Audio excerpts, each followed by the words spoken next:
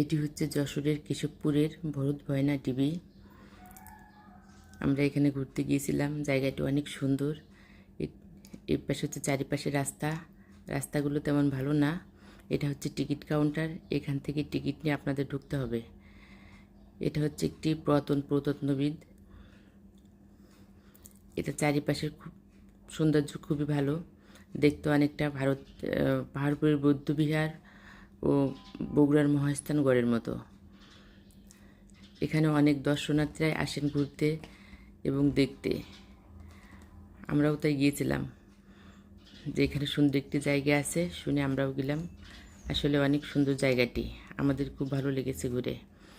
দেখেন, এখানে হয়তো শীতের সময় অনেক সাজানো গোছানো থাকে, ফুলে ফলে ভরা। আমরা যেহেতু বর্ষার সময় গিয়েছি তাই তেমন একটা ফুল টুল ছিল না, তবে সবুজে ঘেরা অনেক সুন্দর, অসাধারণ একটা ভিউ যাকে বলে এক কথায়।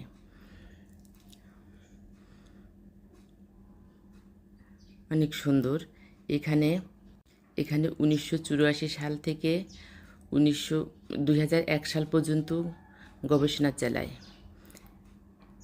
এখানে প্রত্নবিদরা গবেষণা চালায়ে 94টি কক্ষের সন্ধান পেয়েছে। স্থাপনার চারপাশে 12টি কক্ষ এবং উপরের দিকে 82টি কক্ষের সন্ধান মেলে।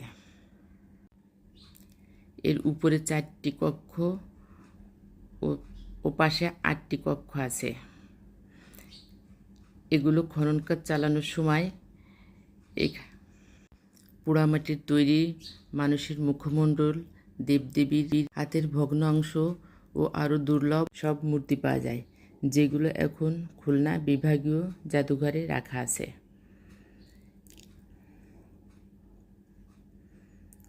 দেখেন এখানে কতগুলো কক্ষ।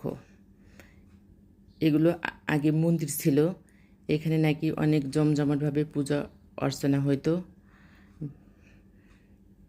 এই মন্দিরটিতে যে ইট ব্যবহৃত হয়েছে, এর আগে কখনো এত বড় ইট কোথাও পুরাকৃতিতে ব্যবহৃত হতে দেখা যায়নি।